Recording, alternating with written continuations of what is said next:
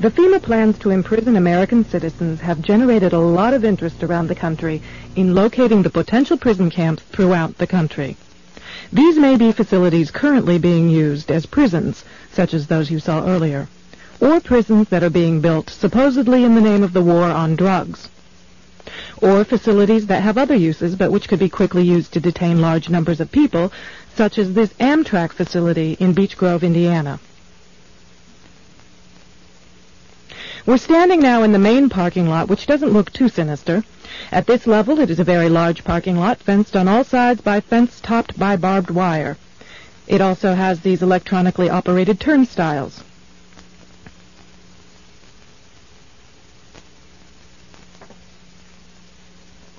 There is also a surveillance camera, just like we saw at the FEMA facility, pointing out to the parking lot, and a helicopter windsock. All of these apparent security measures are particularly unusual here, because this is a very low crime area, and this facility is nothing but an old train repair station with nothing in it worth stealing. In this portion of the parking lot is a brick building, suitable for processing, next to a gate that leads right out to the railroad tracks, and all of this is contained inside a fully fenced area, now 3 layers deep in fencing at this point. This U.S. Air Force train indicates federal and military involvement. Facing the opposite direction, you can see that this area, too, is a very large fenced area with railroad track running the length of the fence and plenty of warehouses.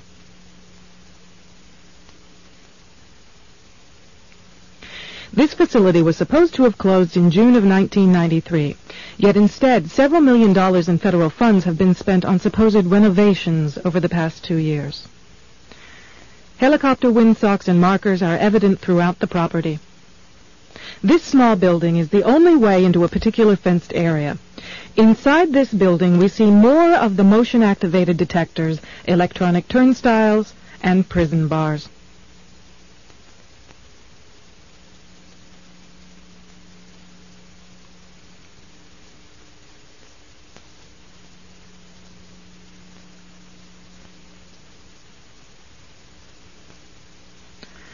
All of the renovations to this property have involved putting in new fencing, electronic turnstiles, concrete flooring in unused warehouse buildings, and putting in large gas furnaces on buildings that were never heated any time in the past 20 years.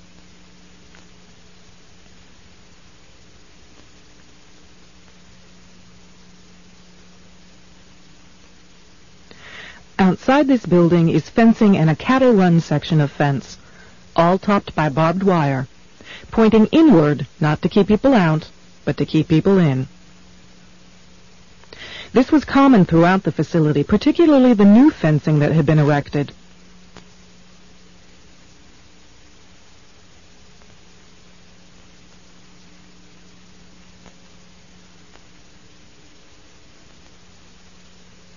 Inside the fenced area on the other side of the building, you'll see signs that say Red Zone, right up next to the railroad tracks that run the length of the fenced area.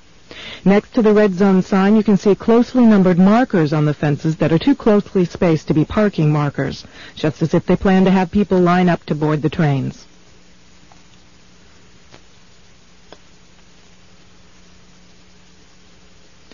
Here's a helicopter marker on the power lines outside the facility, indicating expected helicopter traffic, and again, another tall radio antenna. Looking around, you can get an idea of how huge this place is and how many people it could contain in its fenced-in area. In yet another fenced area, we see a large warehouse building at the end, with the electronic turnstiles in front of it. The building is one that has a new concrete floor, and its doors and windows have all been blocked. Outside, there are new gas pipes.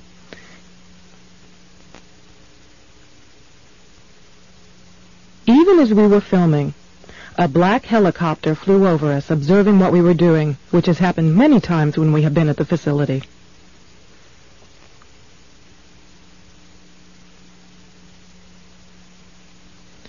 The gas lines and gas pipes at the facility run the length of the buildings.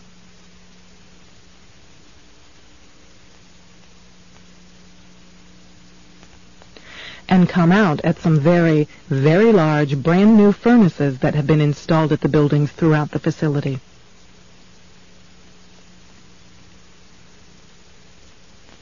We found this crane, which has seen better days, but is plainly marked U.S. Army in the middle of the stockyard.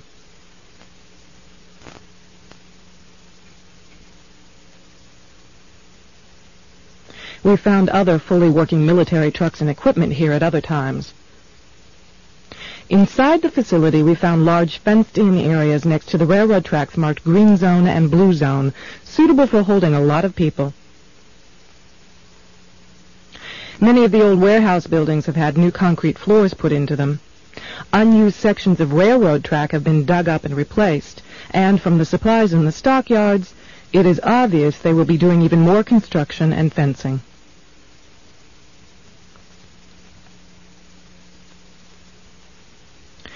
Senator Lugar of Indiana recently obtained more federal funding to renovate this facility, which is supposedly only for the repair of broken trains and where most of the buildings on the property haven't been used for years. It certainly appears they are expecting more than just broken trains. This tower, overlooking the entire facility at one end of the facility along the railroad tracks, also has a radio antenna on it with a ladder up inside of it. It would make an excellent watchtower.